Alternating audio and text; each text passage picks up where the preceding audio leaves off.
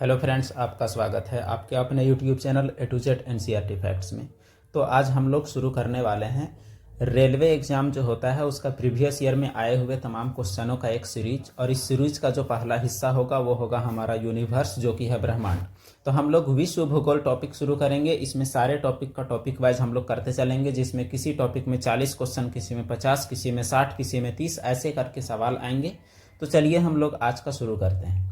तो ये सीरीज आपके लिए बहुत ही फायदेमंद होगा, जिसमें रेलवे में के आए हुए सवाल होंगे सीधे जो प्रीवियस एग्जाम में पूछे गए हैं। रेलवे में अब तक के 2022-23 तक के जितने भी पूछे गए प्रश्न हैं 2016 से, ये सभी सवाल आपको एक ही वीडियो में कवर किए जाएंगे। तो चलिए शुरू करते हैं। तो जो पहला सवाल जो है हमारा वो है, इस ब्रह्मांड में मौजूद प्रत्येक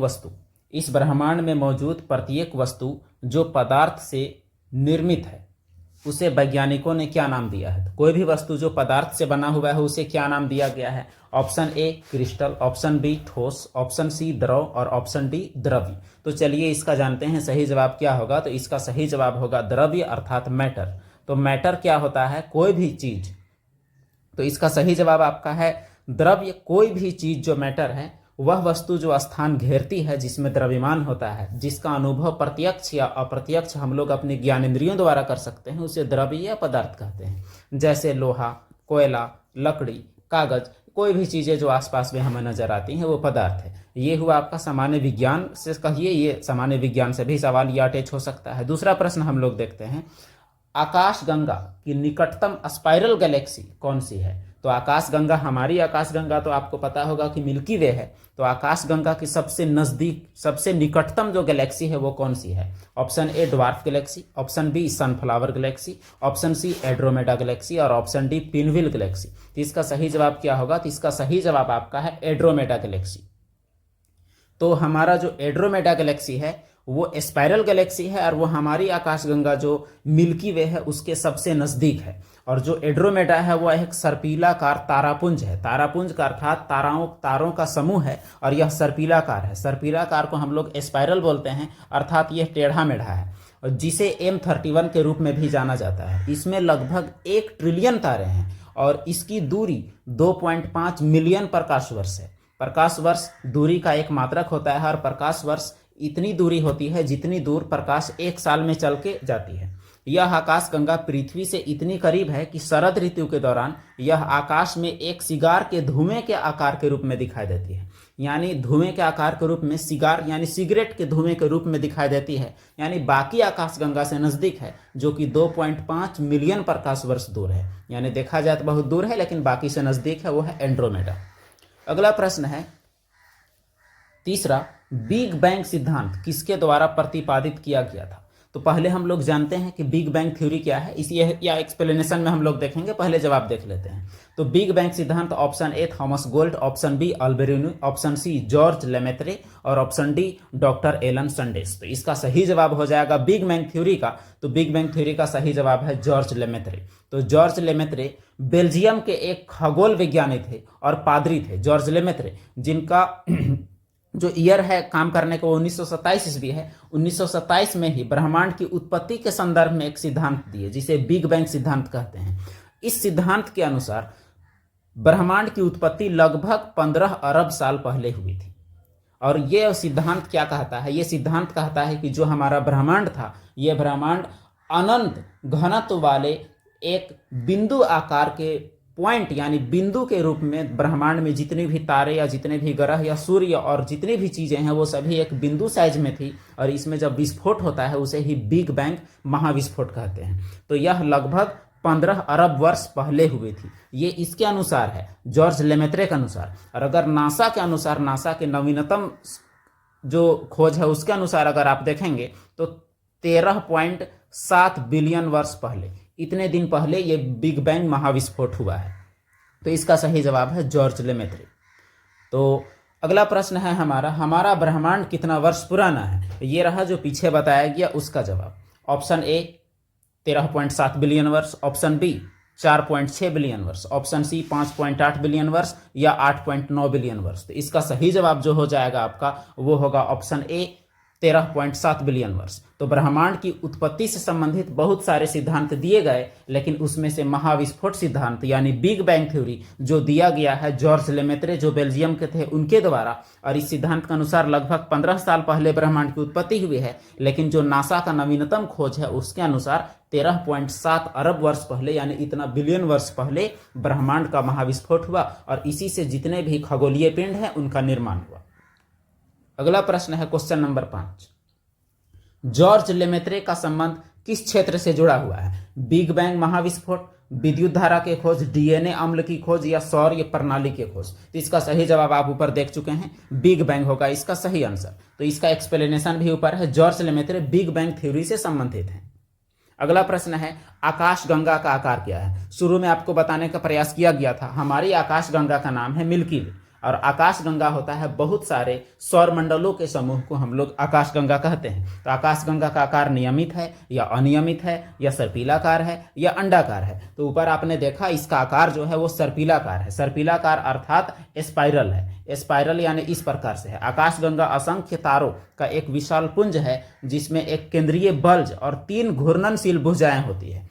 हमारी आकाशगंगा को मंदाकिनी या दुग्ध मेखला, जिसे अंग्रेजी में हम लोग मिल्की वे का संज्ञा देते हैं, या आकाशगंगा का नाम दिया गया है, जिसका 80% आकार सर्पिल है। और इस आकाशगंगा को सबसे पहले गैलीलियो ने देखा था। गैलीलियो दूरबीन का खोजकर्ता आविष्कारक हैं, आपको पता होगा। तो गैलीलियो ने सबसे पहले आकाशगंगा को देखा था।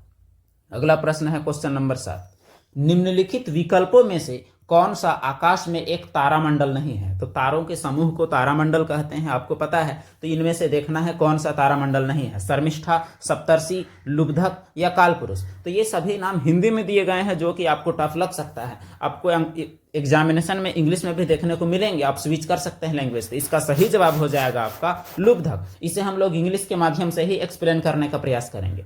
तो लुब्धक जिसे इंग्लिश में हम लोग सीरियस कहते हैं, तो ये सीरियस जो है वो तारामंडल नहीं है, बल्कि आकाश में स्थित एक सबसे चमकीला तारा है जो ओरायन तारामंडल के निकट दिखाई देता है। तारों के विभिन्न समूह द्वारा बनाई गई विविध आकृतियों को तारामंडल कहते हैं, जैसे अर्सा मेजर, सप्तर्षि, ओरायन या कैसियोपिया या शर्मिष्ठा, जिसे कैसियोपिया को शर्मिष्ठा कहते हैं। ये सभी तारामंडल के उदाहरण हैं। आइए देखते हैं अगला प्रश्न, गैस, धूल और अरबों सितारों का एक विशाल संग्रह क्या कहलाता है? ब्रह्मांड, आकाशगंगा, नक्षत्र या विश्व क्या कहलाता है? गैस, धूल और अरबों सितारों का एक विशाल संग्रह। तो इसका सही जवाब हो जाएगा आपका आकाशगंगा। गैस, धूल और अरबों सितारों का जो विशाल संग्रह होता है जिसमें करोड़ों सौरमंडल होते हैं उसे आकाशगंगा कहते हैं। और हमारी आकाशगंगा का नाम मिल्की वे है, जिसे दुग्ध मेखला या आकाशगंगा या मिल्की वे कहा जाता है। और सबसे नजदीक एंड्रोमेडा, जो कि आपको बताया गया। आकाशगंगा के निर्माण की शुरुआत हाइड्रोजन गैस से बने विशाल बादल से होता है और उन विशाल बादलों को निहारिका बोला जाता है। यानी एक तरह से देखा जाए तो आकाशगंगा में या ब्रह्मांड में सबसे अधिक हाइड्रोजन गैस ही पाया जाता है।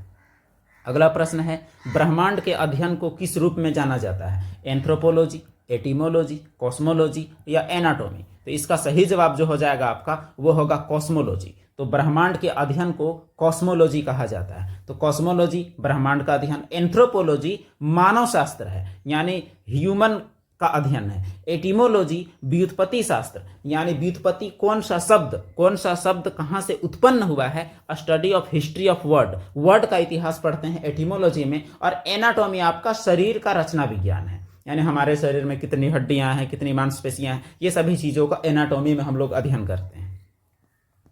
अगला प्रश्न है क्वेश्चन नंबर 10, हमारी आकाशगंगा मिल्की वे के सबसे नजदीक कौन सी आकाशगंगा है? ऊपर आपको बताया गया है भांवर आकाशगंगा, एंड्रोमेडा, वर्गो स्टेलर या ट्रायंगुलम आकाशगंगा। तो इसका सही जवाब हो जाएगा आपका एंड्रोमेडा आकाशगंगा, जो कि सबसे नजदीकी आकाशगंगा है हमारी आकाशगंगा की। ये सवाल में दोहरा है और इसके बारे में आपको बताया गया है, मिल्की वे या आकाशगंगा स्वर्ग की गंगा।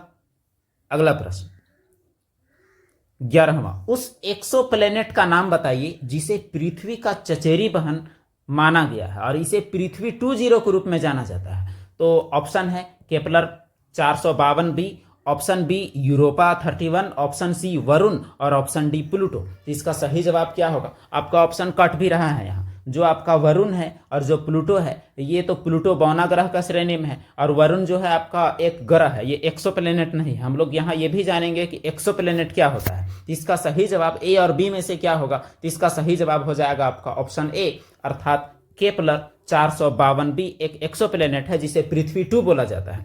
एक्सोप्लैनेट क्या होता है, एक ऐसा ग्रह जो कि किसी और सूर्य के चारों ओर चक्कर लगाता है हमारी सौरमंडल के सूर्य के अलावा, और जो कि पृथ्वी के मिलती जुलती है, इसीलिए इसे पृथ्वी 2 का नाम दिया गया है। वो है आपका केपलर 452b। तो केपलर 452b केपलर 452 की परिक्रमा करने वाला एक बाह्य ग्रह है जो केपलर अंतरिक्ष दूरबीन द्वारा 2015 में खोजा गया, इसीलिए इसका नाम पड़ा है केपलर 452b। इसे पृथ्वी की बहन और पृथ्वी 2 भी कहा जाता है। और ये जो केपलर नाम है, केपलर वो नाम है जिन्होंने सबसे पहले यह पता लगाया कि जो पृथ्वी या सूर्य या फिर जो भी हमारी चंद्रमा है, उनका जो घूमने का जो कक्ष है वो गोलाकार ना होते हुए दीर्घवृत्ताकार है। दीर्घवृत्ताकार यानी एलिप्टिकल है, उसका खोज किए थे केपलर, और इसीलिए केपलर का नाम खगोल शास्त्र में ज्यादा आता है। अगला प्रश्न, क्वेश्चन नंबर 12, वह कौन सा नक्षत्र है जिसे हंटर भी कहा जाता है? उर्सा मेजर, स्कॉर्पियो, ओरियन या लियो? तो इसका सही जवाब क्या होगा वो देखते हैं। तो इसका सही जवाब आपका है ओरियन। ओरियन नक्षत्र को हंटर यानी शिकारी भी कहा जाता है, क्योंकि यह शिकारी के आकार का दिखता है, इस वजह से इसे शिकारी भी कहा जाता है। अगला प्रश्न, क्वेश्चन नंबर 13, किस तारे की स्थिति का पता ओरियन तारामंडल की मदद से लगाया जा सकता है? ऊपर एक बार आपसे बोला गया है कौन सा तारा है, ऊपर इसका जिक्र जरूर आया है। ऑप्शन ए ध्रुव तारा, ऑप्शन बी अल्फा सेंटोरी, यहाँ सेंचुरी भी कहीं कहीं लिखता है, यहाँ सेंटोरी लिखा हुआ है। तीसरा उर्सा मेजर का कोने का तारा, और ऑप्शन डी सीरियस। तो इसका सही जवाब आप गेस कर लिए होंगे, इसका सही जवाब है सीरियस। ऊपर एक्सप्लेनेशन के टाइम में आया था कि ओरायन के बगल में होता है, तो दिए गए विकल्पों में सीरियस तारे की स्थिति का पता लगाने के लिए ओरायन तारामंडल का मदद लिया जा सकता है। अगला प्रश्न, क्वेश्चन नंबर 14, हेली धूमकेतु, हेली कॉमेट अब कब दिखाई देगा? 2061, 2055, 2075 या 2070? तो इसका सही जवाब क्या होगा वो हम लोग देखते हैं, और ये भी जानेंगे कि हेली धूमकेतु क्या है। इसका सही जवाब हो जाएगा आपका ऑप्शन ए। हालांकि आपको ऑप्शन में 2062 भी देखने को मिल सकता है, और एग्जैक्ट अगर सही जवाब देखा जाए तो 2062 है, लेकिन ऑप्शन के अभाव में आपको 2061 में जाना पड़ेगा। तो हेली धूमकेतु एक लघु अवधि धूमकेतु है जो हर 76 साल बाद दिखाई देती है, और पिछली बार दिखाई दी थी 1986 में। तो आपको जोड़ देना है 1986 में आपको 76 जोड़ देना है, तो 6 6 12 8 7 15 और 1 16 और 19 20, इस प्रकार से आपका 2062 आपका होता है। तो इस प्रकार वह 2062 में दोबारा नजर आएगा, लेकिन ऑप्शन के अभाव में आपका 2061 यहाँ टिक करना पड़ेगा, क्योंकि ये सारे ऑप्शन आपका कट रहा है। अगला प्रश्न, कौन सा एक खाली तारामंडल है जिसे शाम में देखा जा सकता है? इस तारामंडल को शिकारी या द हंटर के नाम से जाना जाता है। ऊपर आपका आ चुका है, तो कैसियोपिया, ड्रेको, ओरायन या उर्सा मेजर? तो इसमें डिस्कस करने का कोई नीड नहीं है, तो इसका सही जवाब हो जाएगा आपका ओरायन या ओरियन। तो ओरियन एक ऐसा तारामंडल है जिसे शाम में देखा जा सकता है। सर्द शामों में उत्तरी गोलार्ध और गर्मी की रातों में दक्षिणी गोलार्ध, यानी ठंडा में उत्तर और दक्षिण, गर्मी में दक्षिण में। इस तारामंडल को शिकारी यानी द हंटर के नाम से भी जानते हैं। यह आकाशीय भूमध्य रेखा पर स्थित होती है, यानी आकाशीय भूमध्य रेखा पर। और ओरियन विश्व भर में दिखने वाला तारामंडल है, यानी यह कहीं भी नजर आता है। और जो अर्सा मेजर जो नाम है ऑप्शन में, अर्सा मेजर सप्तर्षि को बोलते हैं, जिसे हम लोग हमारी क्षेत्रीय भाषा में सतभैया भी बोलते हैं। अगला प्रश्न है क्वेश्चन नंबर 16, तारों के विभिन्न समूहों द्वारा गठित या निर्मित विभिन्न प्रतिरूप कहलाते हैं। तो तारों का समूह को क्या कहते हैं, यही पूछा गया है। ग्रह, तारे, खगोलीय पिंड या तारामंडल? तो इसका सही जवाब जो हो जाएगा आपका वो होगा तारामंडल। तारों के समूह को तारामंडल कहते हैं। अब तक 89 तारामंडलों की पहचान की गई है। आगे सवाल जरूर आएगा इससे, क्योंकि एग्जामिनेशन में पूछे जाते हैं। प्रमुख तारामंडलों के नाम सप्तर्षि, मृगशीर्ष, धानु, ध्रुव मत्स्य या सिग्नस, वो उस तारामंडल है जिनमें से ये सभी इंपॉर्टेंट है। अगला प्रश्न, तारों का एक ऐसा समूह जिसको उसकी आकृति से पहचाना जाता है क्या कहलाता है? फिर से वही बात, वही सवाल, तारामंडल, धूमकेतु, उल्कापिंड या उल्काप। तो इसका सही जवाब क्या हो जाएगा? इसका सही जवाब हो जाएगा तारामंडल। तो तारामंडल तारों का समूह है जिसका एक आकृति बनता है, उसकी अलग आकृति से उसे पहचानते हैं। अगला प्रश्न 18वां, मिल्की वे क्या है? आप पहले भी पढ़ चुके। नक्षत्र, ग्रहों की व्यवस्था, आकाशगंगा या चमकता तारा। तो इसका सही जवाब क्या हो जाएगा? मिल्की वे हमारी आकाशगंगा है, वह आकाशगंगा जिसमें हम लोग रहते हैं। तो आकाशगंगा, करोड़ों आकाशगंगा मिलने से ब्रह्मांड बनता है। ब्रह्मांड में करोड़ों आकाशगंगाएं, आकाशगंगा में करोड़ों सौरमंडल, और फिर हमारे सौरमंडल में 8 ग्रह, और फिर 8वां ग्रह में पृथ्वी के बीच हम लोग रहते हैं। तो मिल्की वे एक आकाशगंगा है जिसमें हम लोग रहते हैं। अगला प्रश्न, तारामंडल के नामकरण के लिए कौन सी एजेंसी जिम्मेदार है? यानी दुनिया में कौन सी एजेंसी तारामंडल का नामकरण करती है? ऑप्शन ए, अंतरिक्ष कानून के लिए इंटरनेशनल संस्थान। ऑप्शन बी, अंतर्राष्ट्रीय खगोलीय संघ जिसे IAU भी कहते हैं। सी, अंतर्राष्ट्रीय अंतरिक्ष समन्वय समूह। डी, यूरोपीय अंतरिक्ष एजेंसी। तो इसका सही जवाब क्या हो जाएगा? तो इसका सही जवाब आपका हो जाएगा अंतर्राष्ट्रीय खगोलीय संघ, जिसे IAU भी कहते हैं। यह तारामंडल के नामकरण के लिए जिम्मेवार है। यह पेशेवर खगोल शास्त्रियों का एक संगठन है और इसका मुख्यालय फ्रांस, पेरिस में है। इस संघ का ध्येय खगोल शास्त्र के क्षेत्र में रिसर्च करना और अध्ययन को अंतर्राष्ट्रीय लेवल पर बढ़ावा देना है। इसकी स्थापना 1919 में हुई और यही IAU है जिसके 2006 के मीटिंग के बाद जो प्लूटो है वह अब ग्रह नहीं है। यानी ये बात से हम लोग यह बताने का प्रयास कर रहे हैं कि IAU का महत्व है। अगला प्रश्न 20वां, कितने तारामंडलों को नाम दिया गया है? यानी कितने तारामंडलों की पहचान की गई है? तो इसमें देखते हैं हम लोग ऑप्शन के करीब क्या है। Option A 88, option B 99, option C 90 और ऑप्शन डी 87। तो इसका सही जवाब क्या होगा? तो इसका सही जवाब आपका हो जाएगा 88। तभी आपको बताया गया है 89। NCERT फैक्ट्स में आपको 89 आपको मिलेंगे। तो ऐसे सवाल में आपको विवेक से काम लेना पड़ेगा कि क्या टिक करेंगे। ऐसे NCERT के लेवल पर अगर आपको क्लेम करना हो तो 89 में आप क्लेम भी कर सकते हैं। ये रेलवे के दिया हुआ आंसर है, उसी के बेसिस पर आपको समझाया जा रहा है। खगोल शास्त्र में आकाश में दिखने वाले तारों के ऐसे समूह जो एक ही तल में दिखते हैं तारामंडल कहलाते हैं। अब तक 89 तारामंडलों की पहचान की गई है। यहाँ आपका 88 दिया हुआ है, जिसमें से सबसे बड़ा तारामंडल का नाम है हाइड्रा। अगला प्रश्न, तारे मुख्यतः किससे बने होते हैं? Question number 21। ऑक्सीजन और हाइड्रोजन, हाइड्रोजन और कार्बन, हाइड्रोजन और हीलियम, ऑक्सीजन और हीलियम। तो इसका सही जवाब क्या होगा? इसका सही जवाब गेस करने के लिए आप सूर्य के बारे में सोच सकते हैं, क्योंकि सूर्य एक तारा है और सूर्य जिस चीज से बना है उम्मीद है कि तारे भी उसी चीज से बने होंगे। इसका सही जवाब क्या होगा? इसका सही जवाब आपका हो जाएगा ऑप्शन सी, अर्थात हाइड्रोजन और हीलियम। तो तारे मुख्यतः हाइड्रोजन और हीलियम से बने होते हैं। तारों के मूल तत्वों में हाइड्रोजन की मात्रा 70 से 90% और हीलियम की मात्रा जो बाकी बच गए 30 से 10% वो होती है। और ये हीलियम की मात्रा बढ़ती जाती है और हाइड्रोजन की मात्रा कम होती जाती है। इसका वजह है कि हाइड्रोजन और हाइड्रोजन दोनों नाभिकीय रूप से संयोजित होकर हीलियम बनाते हैं और इस अभिक्रिया को नाभिकीय संलयन बोला जाता है। और नाभिकीय संलयन नामक प्रक्रिया से तारों में ऊर्जा उत्पन्न होती है और इसलिए हाइड्रोजन की मात्रा कम होती जाती है और हीलियम की मात्रा बढ़ती जाती है। अगला प्रश्न, क्वेश्चन नंबर 22। कौन सी आकाशगंगाओं के बुनियादी प्रकार में से एक नहीं है? आकाशगंगा का टाइप में कौन सा टाइप नहीं है? Option A regulars, option B spirals, option C ellipticals, option D irregulars. तो आकाशगंगा का प्रकार क्या नहीं होता है? तो आकाशगंगा कभी भी रेगुलर नहीं होता है। या तो स्पाइरल होगा, स्पाइरल ऐसे, या तो एलिप्टिकल होगा, या तो इर्रेगुलर जिसका कोई भी शेप हो सकता है। तो ब्रह्मांड में अनुमानतः 100 अरब आकाशगंगाएं हैं और प्रत्येक आकाशगंगा में 100 अरब तारे हैं, जिसके प्रकार स्पाइरल, एलिप्टिकल, इर्रेगुलर आकाशगंगा हो सकते हैं। रेगुलर आकाशगंगा का प्रकार में से नहीं है। अगला प्रश्न, ग्रेट बियर नाम है किसका? ऑप्शन ए गैलेक्सी तारामंडल का, ऑप्शन बी उपग्रह मून का, ऑप्शन सी नक्षत्र, ऑप्शन डी तारा का। तो इसका सही जवाब क्या हो जाएगा? इसका सही जवाब होगा नक्षत्र अर्थात तारामंडल। तो तारामंडल का हिंदी नाम नक्षत्र भी है और ग्रेट बियर को हम लोग सप्तर्षि और हमारे देहाती भाषा में इसे सतभैया कहते हैं, जो उत्तरी गोलार्ध से आकाश में रात्रि में दिखाई देता है। इसे फागुन चैत महीने से श्रावण भाद्र महीने तक आकाश के 7 तारों के एक समूह के रूप में देखा जा सकता है। इसमें 4 तारे चौकोर और 3 तारे तिरछे दिखाई देते हैं। ये कुछ इस प्रकार से दिखाई देते हैं। अगला प्रश्न, हब्बल का नियम किससे संबंधित है? ऊष्मा से, ध्वनि से, खगोलिकी से, हवा के दबाव से। तो इसका सही जवाब आप गेस कर लिए होंगे, जैसा चैप्टर हम लोग पढ़ रहे हैं उस आधार पर इसमें हम लोग क्या है वो भी देखेंगे।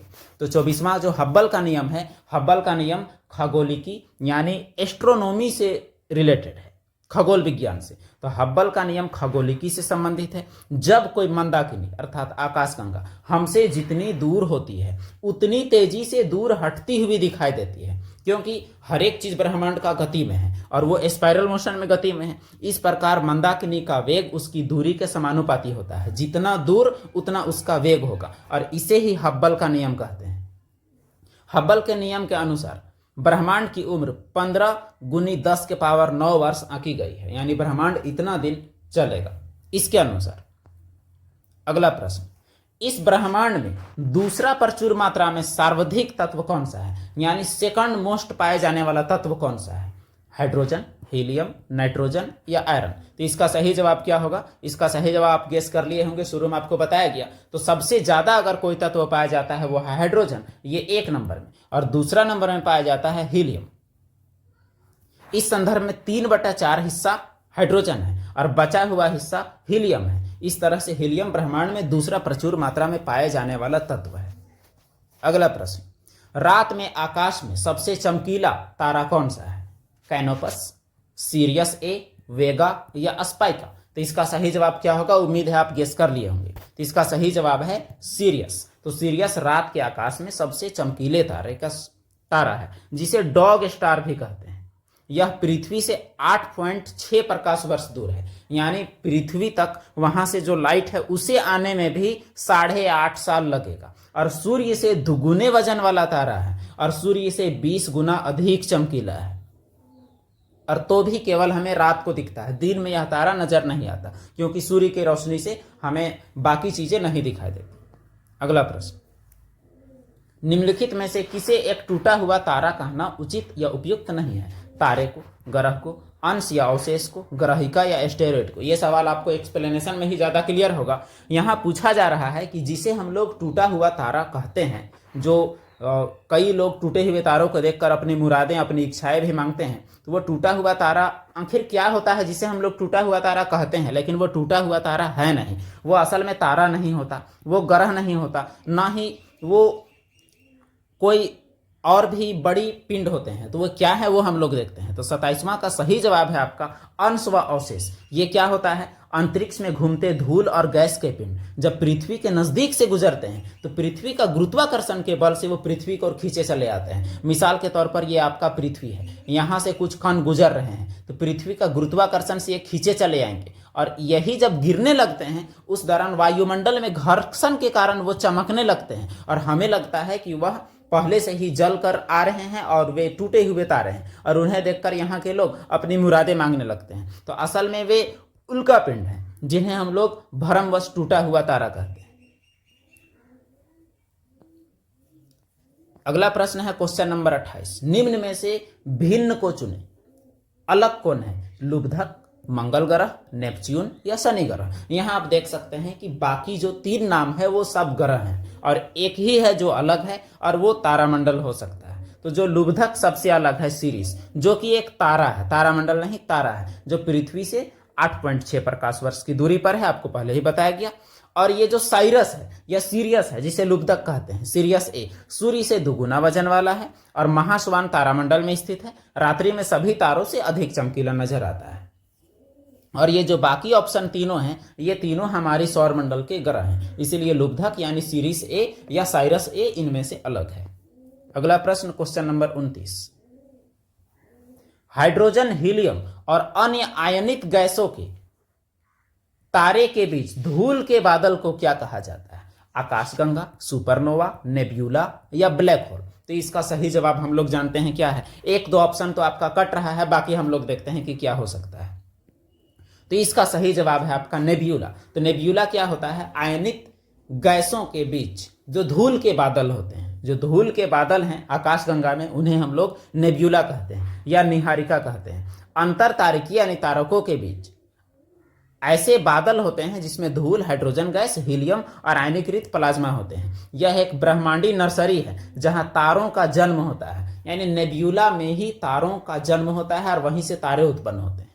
अगला प्रश्न है क्वेश्चन नंबर 30, एंड्रोमेडा क्या है, शुरू तरफ ही आपको बताया गया। मिल्की वे की पड़ोसी आकाशगंगा, ग्रह, ब्लैक होल का नाम या धूमकेतु। इसका सही जवाब आप गेस कर लिए होंगे। इसका सही जवाब हो जाएगा आपका एंड्रोमेडा जो है वो मिल्की वे की पड़ोसी आकाशगंगा है। मिल्की वे क्या है, वह आकाशगंगा जहां हम लोग रहते हैं। अगला प्रश्न हमारा है क्वेश्चन नंबर 31। निम्न में से कौन सी आकाशगंगा मिल्की वे के सबसे करीब है? अभी आपको बताया गया Whirlpool Galaxy, cigar Galaxy, Andromeda Galaxy या टेडपोल गैलेक्सी। तो इसका सही जवाब हो जाएगा आपका वो है एंड्रोमेडा गैलेक्सी, जिसका एक्सप्लेनेशन आपके सामने कई बार प्रस्तुत किया गया है। अगला प्रश्न है क्वेश्चन नंबर 32। जनवरी 1610 में गैलीलियो गैलीली द्वारा की गई खोज में गैलीलियन के चंद्रमाओं की संख्या कितनी है? यानी कितनी चंद्रमाओं की खोज की गई थी जनवरी 1610 में, ये आपसे पूछा गया है। तो ये सवाल देखा जाए थोड़ा टफ है। इसका सही जवाब जो हो जाएगा आपका वो है ऑप्शन सी यानी 4। तो गैलीलियो गैलीलाई ने 1610 में जो गैलीलियन चंद्रमाओं की खोज किया वो है 4। तो बृहस्पति के जो उपग्रह हैं यह गैलीलियन बृहस्पति के लिए यूज हुआ है, क्योंकि बृहस्पति ग्रह का खोज गैलीलियो गैलीलाई के द्वारा है।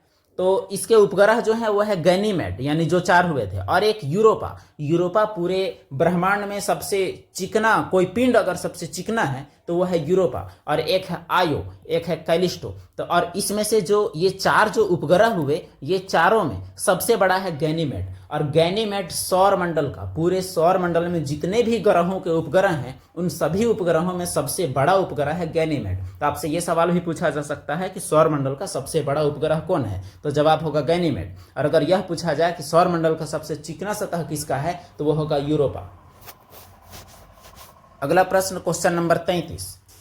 किस तरीके या भुजाओं के प्रयोग के साथ वैज्ञानिक मिल्की वे या आकाशगंगा को दर्शाते हैं? बेलनाकार, घुमावदार, गोलाकार या अंडाकार? यानी इसे कागजों में दर्शाने के लिए कैसे तरीकों का इस्तेमाल करते हैं? तो इसका सही जवाब हो जाएगा आपका ऑप्शन बी, अर्थात इसे दिखाने के लिए हम लोग क्या करते हैं, सर्पिलाकार। और सर्पिलाकार यानी घुमावदार या कुंडली आकृति होगा आपका, क्योंकि मिल्की वे या कोई भी आकाशगंगा का जो आकार है वो सर्पिलाकार होता है। अगला प्रश्न है क्वेश्चन नंबर 34। उत्तरी आकाशीय हेमिस्फीयर यानी उत्तरी गोलार्ध के कौन से नक्षत्र को ग्रेट बियर कहा जाता है? Ursa Major, Ursa Minor, Pegasus या साइगनस? तो इसका सही जवाब हो जाएगा आपका उर्सा मेजर। तो उर्सा मेजर को ग्रेट बियर भी कहा जाता है, और इसे ही सतभैया या सप्तऋषि कहा जाता है, यानी 7 ऋषियों का समूह, 7 भाइयों का समूह, या उर्सा मेजर या ग्रेट बियर। यह 7 तारों का समूह है जो चौकोर और तिरछी रेखा में व्यवस्थित होते हैं, और यह सामान्यतः फागुन से चैत माह के बीच दिखाई देता है। अगला प्रश्न है क्वेश्चन नंबर 35। निम्न में से कौन सा एक खगोलीय पिंड नहीं है? सूर्य, तारे, ग्रह या समुद्र? तो इसका जवाब तो बहुत आसान प्रश्न है, ये जेईई में पूछा गया था 2019 में। तो इसका सही जवाब हो जाएगा आपका समुद्र, जो कि पृथ्वी के एक स्थलाकृति है। सूर्य, चंद्रमा और तारे, ग्रह या आकाश में विद्यमान है। Question number 36। कौन सा खगोलीय पिंड रात्रि के समय आकाश में चमकता है? मंगल, चांद, बृहस्पति या तारा? तो इसका सही जवाब जो हो जाएगा आपका, ये तो आसान प्रश्न हुआ ये भी, इसका सही जवाब है रात्रि में चमकने वालों में से वो है तारा। चांद भी चमकता है, लेकिन चांद हर दिन नहीं चमकता है। अगर चारों ऑप्शन में अगर बेहतर चुनना हो तो आपका तारा होगा, और अगर तारा ऑप्शन में नहीं होता तो आप चांद टिक कर सकते थे। अगला और आज का आखिरी प्रश्न, शब्द कॉमेट प्राचीन कौन से भाषा के शब्द से आया है जिसका अर्थ लंबी पूंछ वाला तारा होता है?